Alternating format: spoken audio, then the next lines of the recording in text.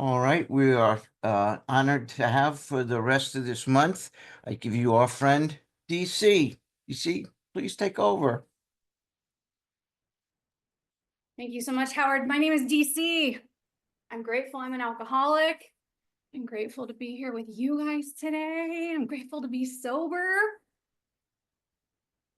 So we are on page 76. If we're following along in your book, I hope you are. We're in a big book study. Might be helpful, but you know what? Sometimes I get the material best by listening too. So whatever you're doing, it's up to you, but that's where we at if you want to read along. Page 76, very top of the page.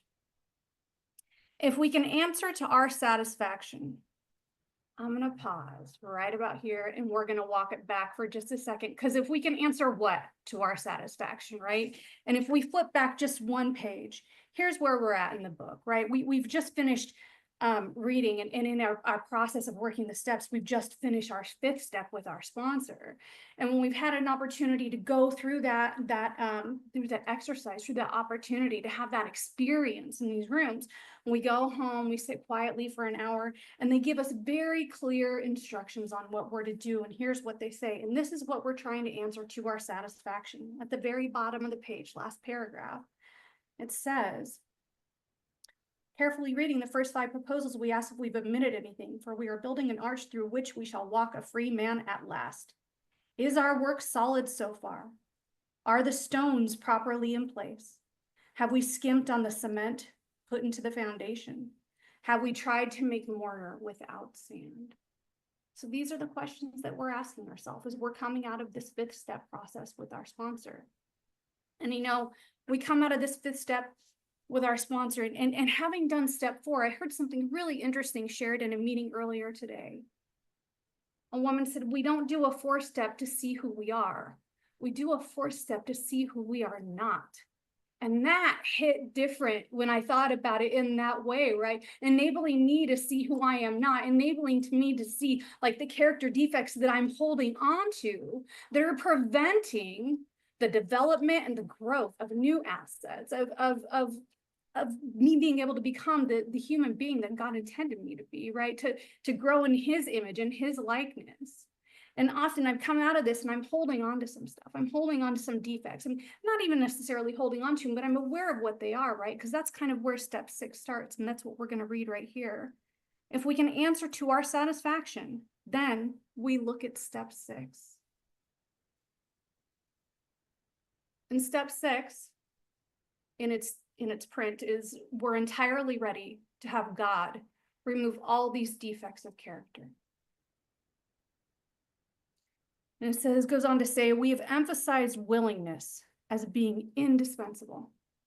Indispensable. That means we cannot do without willingness. You know, I've always said that anything that I've done well in recovery has been attributed to willingness. And willingness is an action word. Willingness requires participation. It requires, me agreeing to be in that, right? Willingness is something that I participate in. It's not just a state of being. Well, it is a state of being. It does require my participation.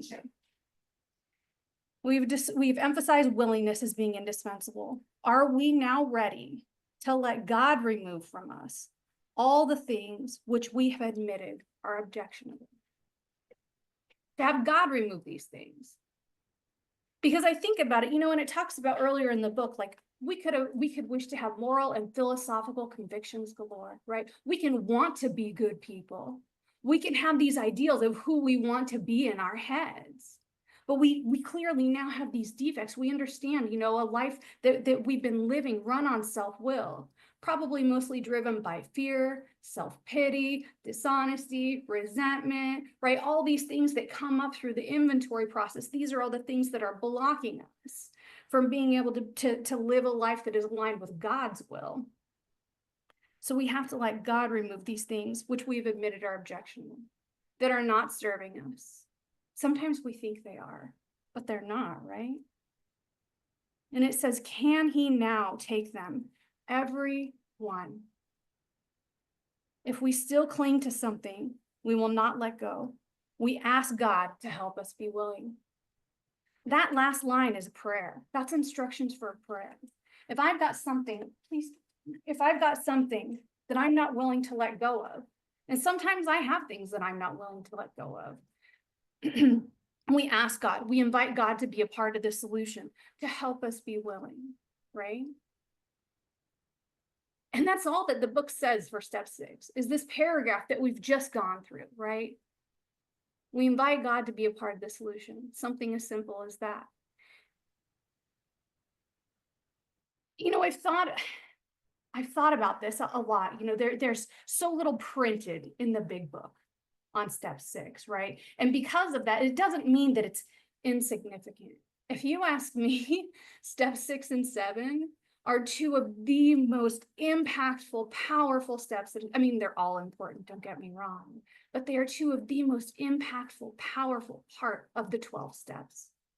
Step 6 and 7 is a part of my recovery that I have to live in every single day. So I'm on step 6 in this book. I'm reading it with my sponsor. I'm at step 6. That's the point that I'm at in my recovery. And then when I move on to step 7 and I get on to step 8 and 9 and I continue through the process, I don't just leave that stuff in the dust, because I have to be willing every single day. I have to participate in that active willingness that I was talking about a couple minutes ago. I have to be willing every single day. See, this isn't a one and done process, right? 6 and 7 is not a one and done process. It's evolutionary. It's also experiential, which I think is another reason probably why there's so little in print in the big book, because it is highly experiential.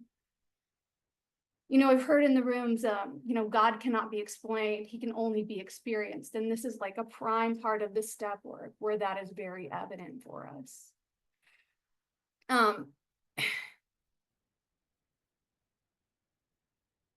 And I think about this, I think, can he now take them all, every single defect? You know, I was thinking about this just right before this meeting. I was thinking about my own process through 6 and 7.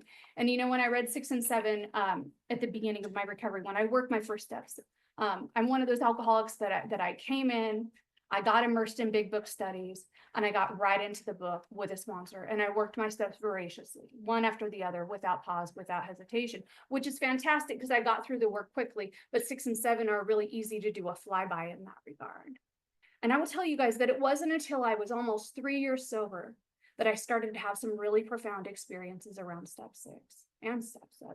It was just at the beginning of the last year when I was invited to do a step study for another meeting that I started listening to speakers talk about step 6 and 7. I started listening to the message that I was hearing in the rooms differently, right? Well, I started hearing more people talk about willingness. I started hearing more people talk about character defects. I started hearing people talk about, you know, living a life that's aligned with God's will and less of a life that's run on self-will.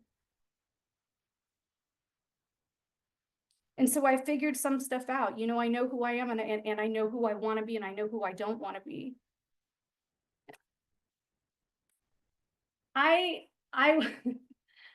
If you would have asked me when I was doing my steps the first time, I would have told you that I was incredibly generous. I was incredibly generous. I was giving towards other people. I always prioritize other people's thoughts, wants, and needs ahead of my own. And I was, and I did. Generous with my time. If my parents, who don't live too far, if they needed anything, I would drop whatever I was doing to show up for them. I've got a 14-year-old daughter. I would do whatever I needed to do. You know, I'm generous. I help people out. I'm polite. I'm pleasant to be around. What I didn't realize is that my generosity at some point in the journey likes to pick up a hijacker of self-righteous anger. So I've got generosity, right? I'm generous in spirit, but now we've got a little sidecar. We've got a little self-righteous anger riding along in the sidecar. You put those two together and you know what you got? You've got a martyr. I love me some martyrdom, you guys. I love to be generous to you guys, to show up, to pour into your cups, to give you whatever you need. But I'll tell you what, the second I feel unappreciated, you don't reciprocate, you don't match my energy, you don't respond to me in the way that I think you should, all of a sudden I am indignant, I am angry, don't you know how much I do? And I think it's okay. I think that the self-righteous anger is justified because it's offset by the generosity. I'm not able to separate those two. but that's martyrdom. That's one of my things, right? And here's the thing. So this is this is just an example of one of the things that I had to be willing to look at when I was going through this process. As I look at the martyrdom, and am I willing to get rid of that? Well, I think if I'm going to get rid of the martyrdom, that I have to stop with the generosity side. Well, that I just can't, because right, because I'm one of these alcoholics. Well, like, it's just fine. Then I'll take my ball and go home, right? I'm just going to stop being nice to people. I'm going to stop showing up for people. I'm going to stop doing kind things for people. And then we eliminate the problem. And that's not what happens. See, if I'm willing to take this martyrdom and I'm willing to give it up to God, I'm willing to take my grimy little hands onto it. Because here's the thing, I'm holding on to it. That's the absolute truth. Many of the defects that I'm struggling with, my troubles are of my own making. I'm holding on to these things. When I can finally say, all right, sometimes I have to pray on these things, right? It says that if we're not willing, we ask God to help us be willing. God, please help me be willing to let go of this. And we're going to explore this in the 7-step prayer in just a second here, right? If I allow God to come in and remove my defects on his time, not on mine, I'm clearing space. You know, I think about it sometimes, like when my daughter was little, she had some bad teeth. She had some bad teeth, and I remember I would avoid taking her to the dentist because I was afraid for her to have this experience at the dentist. She had a lot of anxiety at the dentist. And when I finally took her, I remember, and they said she's got some bad teeth, but she's got permanent teeth underneath the surface. But we've got to pull these bad baby teeth. And I was terrified to let this experience happen, you guys. She's afraid of the dentist. They're going to have to put her under anesthesia because she's combative with the dentist. I don't want her to be in pain. Why don't you just leave the teeth alone? They're fine. They'll fall out on their own. And I have to agree. I have to agree because my daughter's health is in jeopardy. If we leave those rotten teeth, those rotten baby teeth in her mouth, she can get an infection and it can spread throughout her whole entire body, which makes her whole self sick, right? And I think about that in the line of character defects. Am I willing to let God pull that rotten baby tooth? Because when he does, guess what happens? There's a fresh little spot in the gum where that brand new, shiny, perfect, permanent tooth can sprout out and take its place.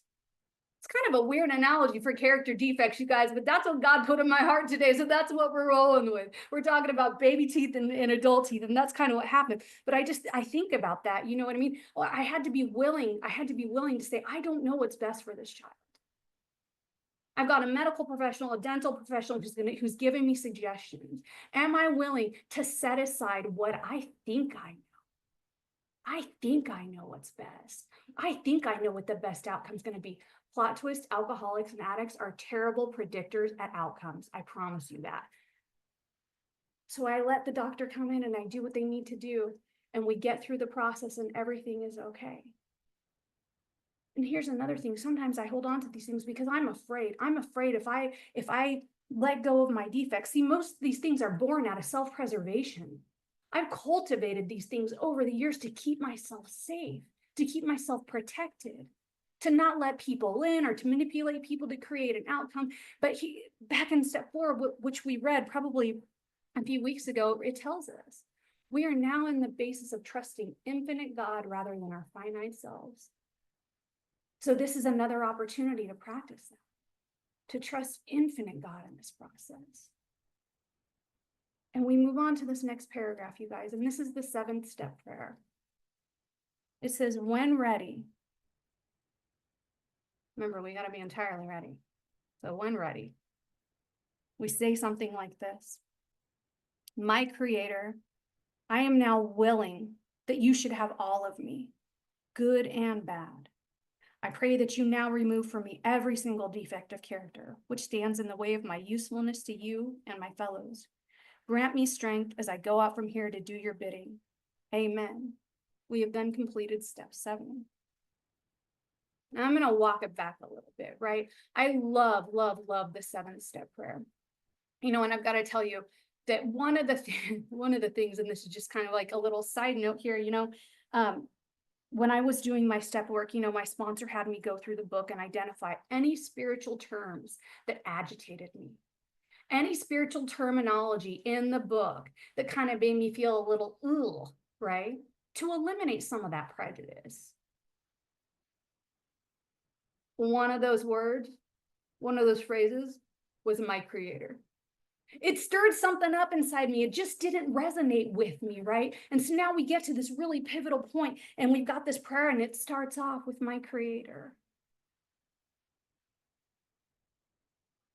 I love the set aside prayer. I love that we open this part of the meeting with it. I love when I go my own home group, we start with the set aside prayer. But once again, here it comes into play. Help me set aside everything I think I know so I can have a new experience. Am I willing to let go my prejudice around this spiritual term that just makes me feel a little ick?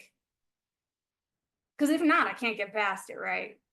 But I've invited God to be part of the solution. I've asked him to grant me the willingness. And through that willingness, I can move past those first couple of words, right? It doesn't matter if you need to change the terminology, do what you got to do, you know?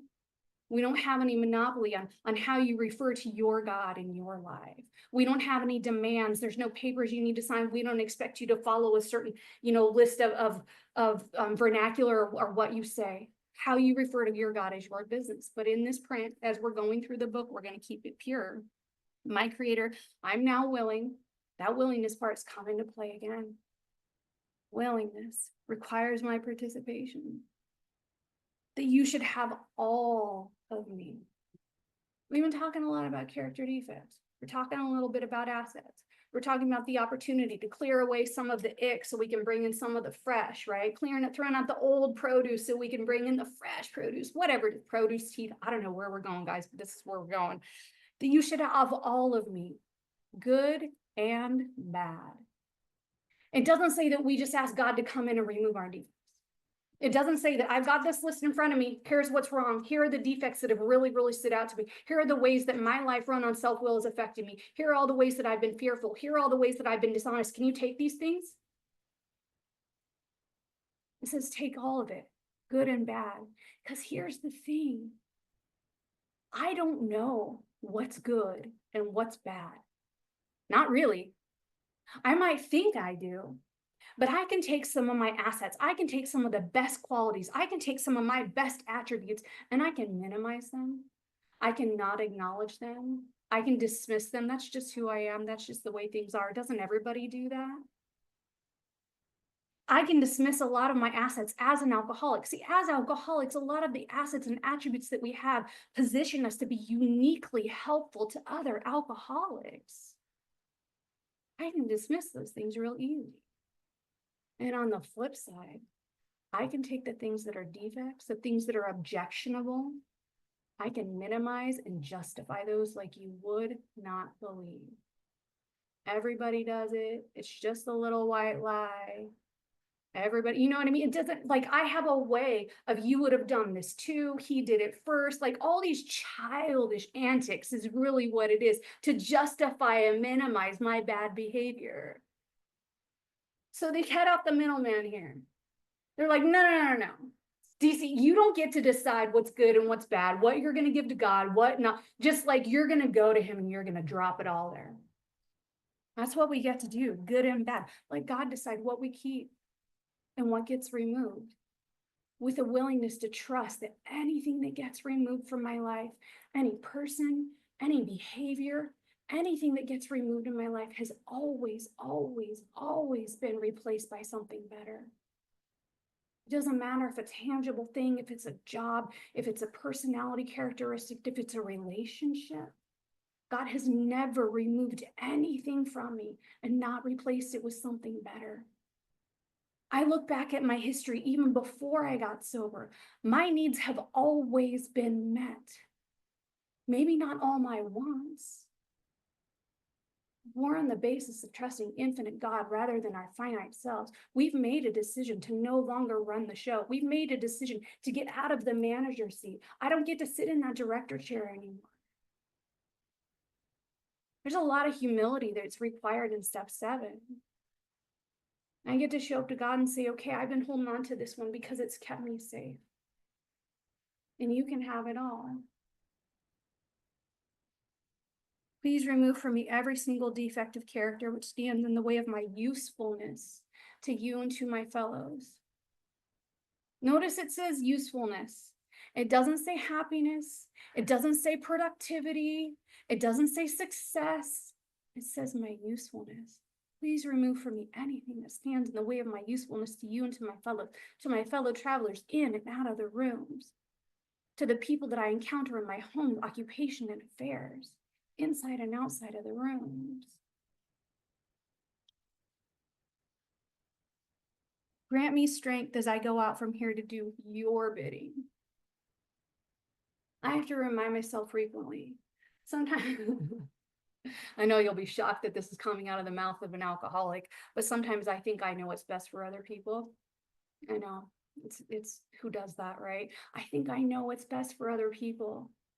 And sometimes it takes a lot of effort not to tell them. Restraint of pen, tongue, and text, friends. Sometimes email, like it, whatever it's got to be, right? But through this process, I'm given an opportunity to think about something. I'm here to do God's work. That is where my usefulness to others come in, is the work that I get to do for God, the work that I get to do here on earth. But I'm not here to do God's job. Help me do your work, not your job. I spend time of a few minutes before in prayer and meditation. Anytime I speak on any meeting, it doesn't matter if it's a 5-minute lead, if it's a step study, I invite God to be a part of that process. I ask him to give me the message because I'm here to do his work. I'm here to deliver a message. That's why we're talking about teeth and produce, guys, because apparently that's the direction that God pointed me. He's like, you guys are talking about teeth, dentists, and produce. That's how we're going to work step 6 and 7. That's what's going on today. So earlier I was mentioning this,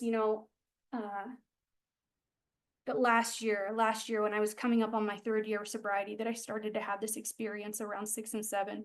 I was doing this step study, like I said, for another meeting, and we did a step a week every single week. And so I like the weeks leading up to that particular step, I'd start listening to speakers. I'm scrolling, the audio anonymous files, and like anything that I can find on 6 and 7, I'm on YouTube, and I'm just loading my brain with 6 and 7.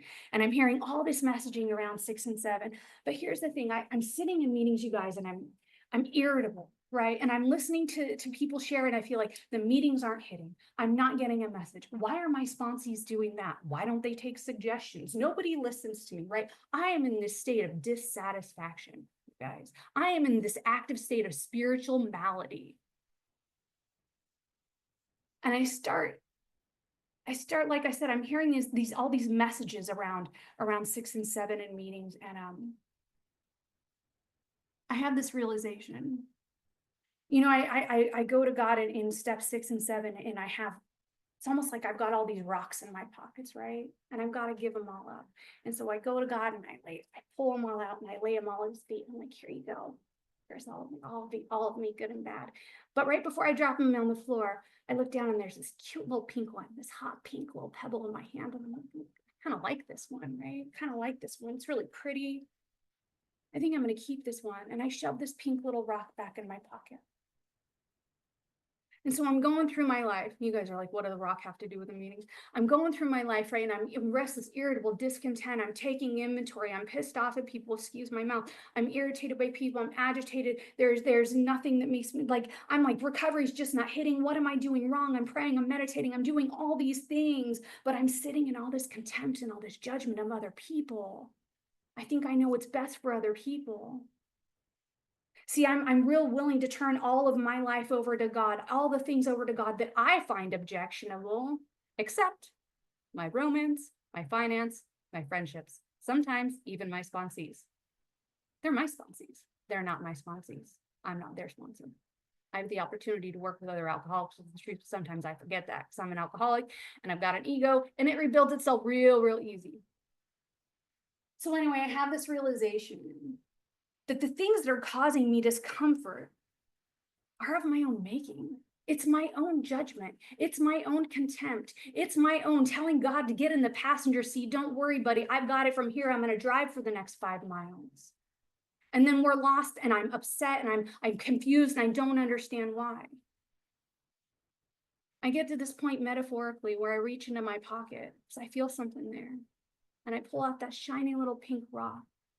that one that I was holding on to, that one that I thought was serving me well, the one that I thought was putting me in a position to be useful to other people, that I thought was helping me run and manage my daughter's life, run and manage my sponsee's life. It doesn't matter. Run and manage my own life. My troubles are of my own making. Anytime I find myself in a place of dissatisfaction, which happens often, something is holding me back. I'm in the way. There's something that I'm not turning over to God. And in that area, I'm sitting in a place of agnosticism. That was just recently brought to my attention, and I was like, I'm not agnostic. You bet your pants I am. If I'm sitting in a place where I'm holding on to things, I'm trying to run the show, I need everybody, places, people. I need for you to play the role that I have assigned so that I can be okay. I'm holding on to those behaviors. I'm holding on to those attitudes. I'm holding on to those opinions and those defects. I'm not letting God pull the tooth. So I have to give it all up. But here's the beautiful part of this whole entire thing, you guys. I go to God and I'm like, hey, hi, sorry. So I kind of held back on something. I just wanted to bring this here. And I get to lay that defect at his feet. And he just says, thank you. There's no judgment. There's no persecution. It just clears the way for God and to do what God does. Thanks for hanging out with me, guys. I'm going to unmute everybody and let them comment. There we go. Thank you Thanks. so much. Thank you, Stacey. DC. That was Stacey, that was awesome. great. Thank you so much for your Yeah, time. Awesome. today. Thank you. Thank you. Amazing. That was awful. I needed it. God bless you. great job. Thank you. I'm sorry that the time crept up like that. If you want a few more minutes? Oh, okay. Thank you for that. I let me mute everyone. I'm getting some interference here. Hang on a sec. Let's try that. Okay.